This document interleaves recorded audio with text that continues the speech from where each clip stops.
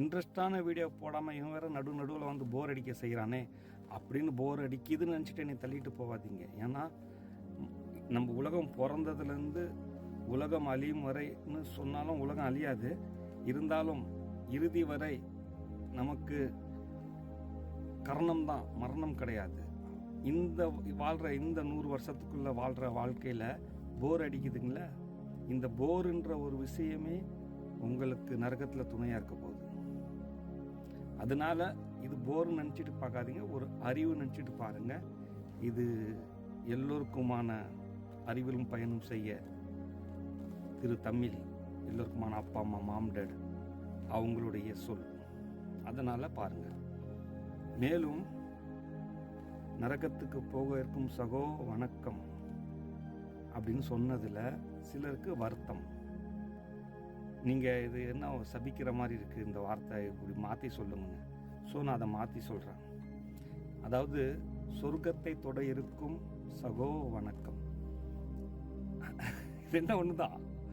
ஏன்னா இந்த பூந்தோட்டத்துக்குள்ளே போகலனாலும் அந்த தோட்டத்துக்கு வாசலில் போயிட்டாவே செம கமகமன்னு வாசம் அடிக்கும், அந்த பூந்தோட்டத்தின் வாசம். அப்போ மரணித்த அனைவரும் மாம் டேடை பார்ப்பாங்க. முதல்ல அவங்க தான் வந்து எழுப்புவாங்க, அல்லது நீங்கள் ஏந்திருப்பீங்க, எப்படி வேணால் வச்சுங்க.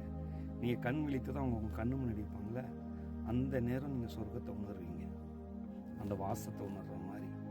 அதுக்கப்புறம் சொர்க்கத்துக்கு போகிறவங்கள அவங்க சொர்க்கத்தில் வச்சுருவாங்க, நரகத்துக்கு போகிறவங்க தானாக போயிடுவாங்க. ஆனால் அவங்களுக்கே தெரியும் நான் ஏன் நரகத்துக்கு போகிறேன்னு. ஏன்னா அவங்க நமக்குள்ளே இருக்கிறாங்க, எல்லாம் கணக்கு எழுதுறாங்கன்னு வச்சுங்க. அதனால தான் இதை நான் சொல்கிறேன். சிலர் கேட்கலாம் அவங்க எப்படி இருப்பாங்கன்னு. அதாவது பிறப்புக்கும் எல்லா உயிருக்கும் இது வரைக்கும் உருவம் எப்படி இருக்குமோ எல்லா உருவத்தையும் அவங்களுக்குள்ள அடக்கலாம்.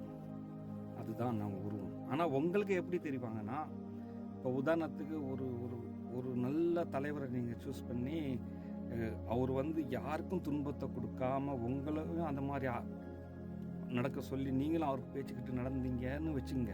ஒரு உதாரணத்துக்கு இன்னும் இறைவன்ட்ட மன்னிப்பு கேட்குற ஒரு விஷயம் இருக்குது.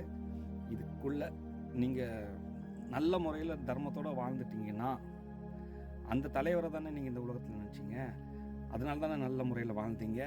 அப்போ அந்த தலைவர் உருவம் தெரியும். சில பேர் என் அம்மா அப்பா தான் தெய்வம் அப்படின்னு நினச்சிட்டு வாழ்வாங்க, மற்றதான் நல்லபடியாக தர்மத்தோடு வாழ்வாங்க, அவங்க அம்மா அப்பாவை தெரிவாங்க. அதாவது ஒரு உருவத்தில் அந்த உருவம் ரெண்டுமே நீங்கள் பார்க்கும்போது ரெண்டும் சேர்ந்த மாதிரி தெரியும், சரிங்களா?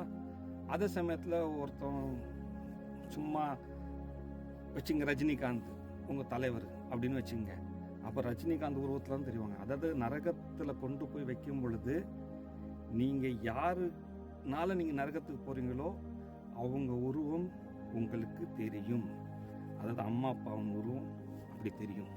இப்போ இதுலேருந்து நீங்கள் புரிஞ்சுங்க, சரிங்களா? தொடர்ந்து பாருங்கள்.